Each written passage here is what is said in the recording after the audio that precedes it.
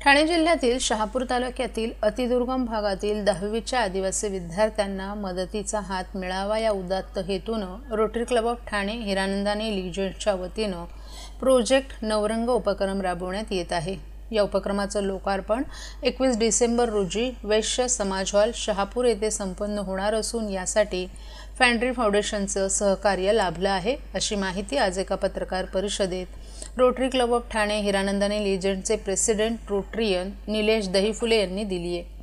या पत्रकार परिषदेला Rotarian Manisha Kondaskar, project chair Dheeraj Mhatre, club secretary Ruchita Mulki, DGN Nilesh Jaywant, Rotarian Madhu Menon आणि इतर क्लब मेंबरही उपस्थित होते।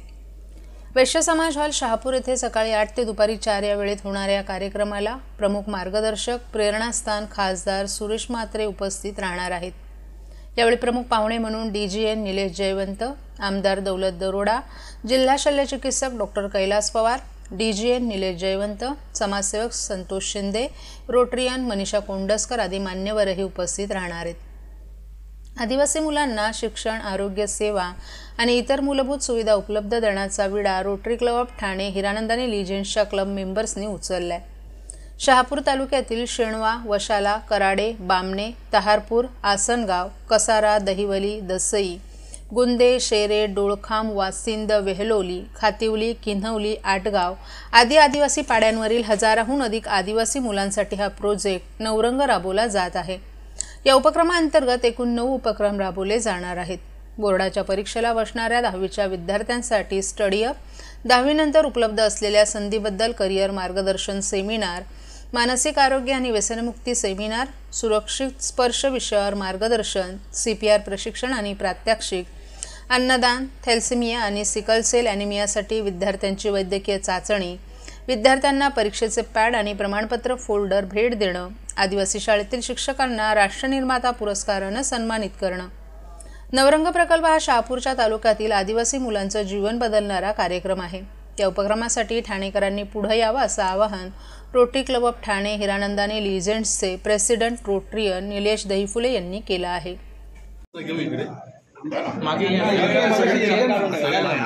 हा सर, का उपक्रम आहे? मी Rotary club of Thane Hiranandani लीजर्सचा अध्यक्ष निलेश दहीफुले।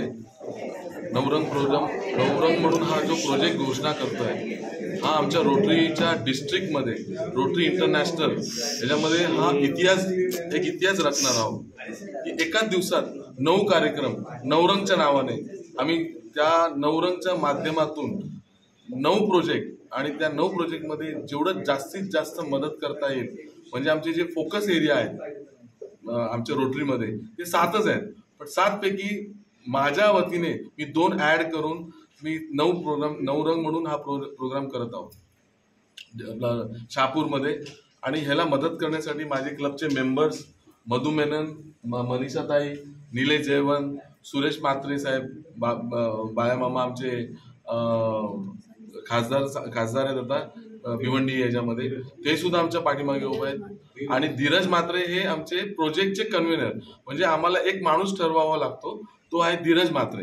तर धीरज म्हात्रेंनी ह्या सगळ्या प्रोग्रामच्या पाठीमागे पूर्ण मेहनत घेऊन, आणि संचिताताई त्या फॅन्ड्री फाउंडेशनचे मेंबर आहेत, त्यांनी सुद्धा आम्हाला ह्याच्यामध्ये मदत केली आहे। या 1200 पोरं, 24 शाळा, 30-40 गावं एकत्र आणणं वैश्य मंदिर हॉलमध्ये शहापूरमध्ये आम्ही 21 तारखेला करत आहोत। दरवर्षीप्रमाणे ग्रंथालयातर्फे साजरा होणारा वाचक दिन यावेळी ठाण्यात होत असून 23 ते 25 डिसेंबर दरम्यान ठाणेकरांना साहित्यिक मेजवानीचा आस्वाद घेता येणार आहे।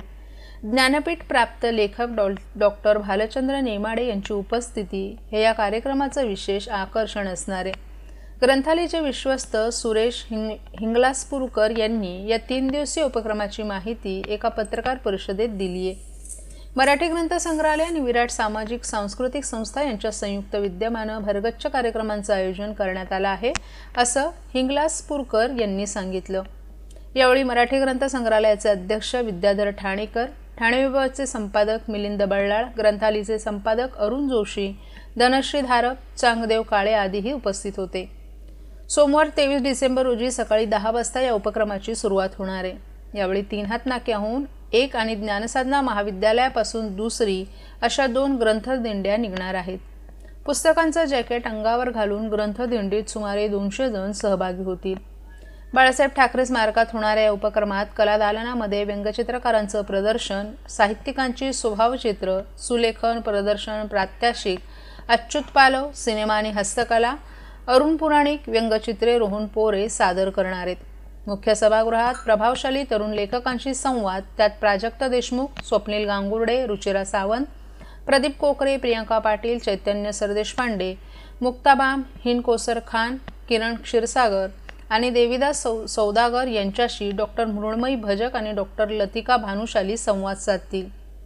प्रभाकर वाईरकर यांची अर्कचित्र, तरुण कवींचं संमेलन, पुस्तक प्रकाशनं, पै फ्रेंड्स लायब्ररीतर्फे आदान प्रदान योजना आणि पुस्तक प्रदर्शन असे कार्यक्रम आयोजित करण्यात आले आहेत.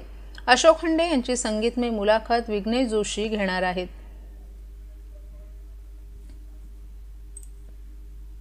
महाराष्ट्रातील भगिनींना आधार देणारी राज्य शासनाची मुख्यमंत्री माझी लाडकी बहीण योजना. या योजनेअंतर्गत अल्प उत्पन्न गटातील 21 ते 65 वयोगटाच्या भगिनींना मिळणार दरमहा 1500 रुपयांची मदत. अर्ज करण्यासाठी 31 ऑगस्ट 2024 पर्यंत मुदतवाढ. कुटुंबाचं वार्षिक उत्पन्न 2.5 लाख रुपयांपेक्षा कमी असलेल्या महिला पात्र.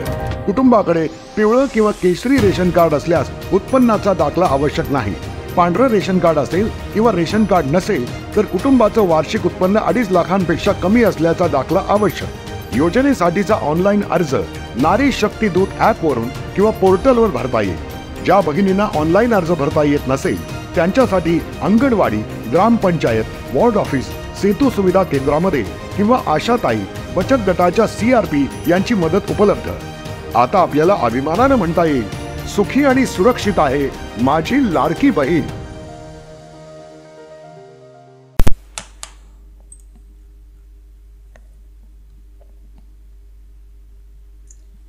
व्यंगत्वावर मात करीत कलागुण सादर करणाऱ्या विशेष मुलांना आत्मनिर्भर बनवण्यासाठी निश्चितपणे महापालिका त्यांच्या पाठीशी उभी राहील.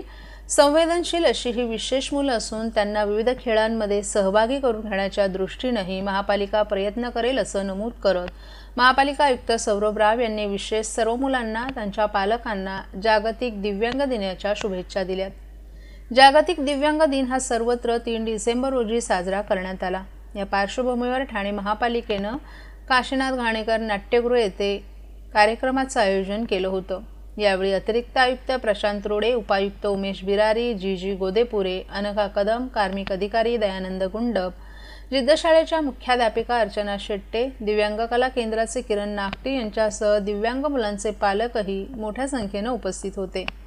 या निमित्तानं आदित्य प्रतिष्ठान ठाणे यांच्या संयुक्त विद्यमाने आयोजित दिव्यांग कला केंद्र ठाणे प्रस्तुत अरे रे ते अरे वा या विशेष मुलांचा कलाविष्कार रसिकांना पाहावयास मिळाला. यावेळी पालिका आयुक्त सौरभ राव यांनी विद्यार्थ्यांनी सादर केलेल्या कार्यक्रमांचंही कौतुक केलं. दिव्यांग मुलांनी सादर केलेली नृत्य आणि गाणी यावर रसिकांनीही एकच ठेका धरला. गणेशवंदना, सत्यम शिवम सुंदरम, डिपाडी डिपांग, वाजले की 12, अभंग, कोळी गीतं यांच्यासह विविध गाणी दिव्यांग कला केंद्राच्या विशेष मुलांनी सादर केली. या कार्यक्रमास यावेळी दृष्टीहीन वादकांनी गाण्यांना साथसंगत केली. मुलांनी सादर केलेल्या नृत्याविष्काराला रसिकांनी चांगलीच दाद दिली. तसंच दृष्टीहीन गायक गायिकांनी अवीट गोडीची गाणी सुरेल आवाजात गात रसिकांना मंत्रमुग्ध केलं.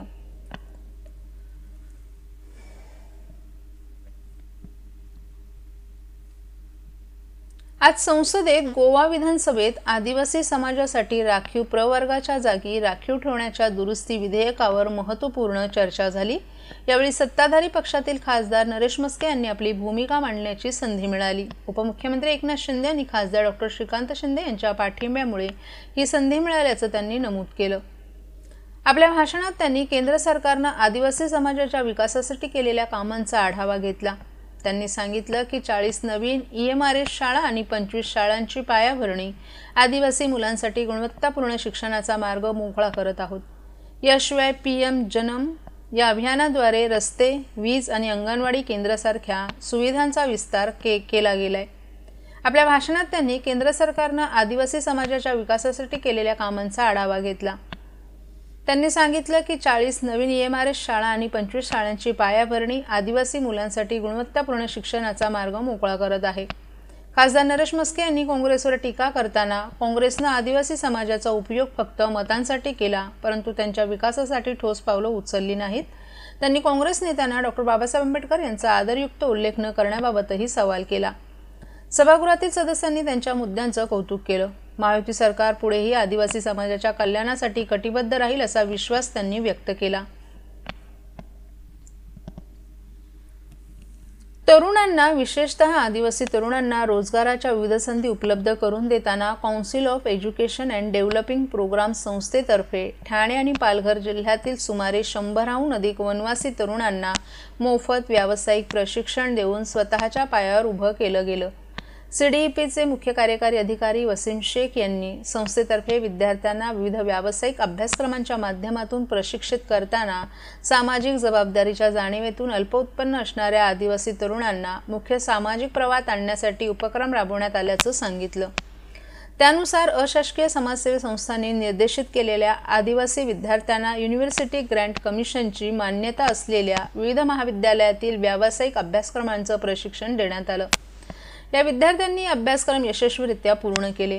या तरुणांना त्यामुळे विविध आस्थापनांमध्ये नोकऱ्या मिळाल्या असून काही जणांनी आपापल्या विभागात स्वतःचे उद्योग सुरू केलेत. CEDPद्वारे तरुणांना ऑटोमोबाईल, हेल्थकेअर, हॉटेल आणि विविध क्षेत्रातील औद्योगिक जगताला लागणारं कुशल मनुष्यबळ UGC मान्यताप्राप्त विद्यापीठाच्या अभ्यास वर्गकित्याद्वारे तयार केले जातात. CEDPची स्थापना 2010 साली झाली.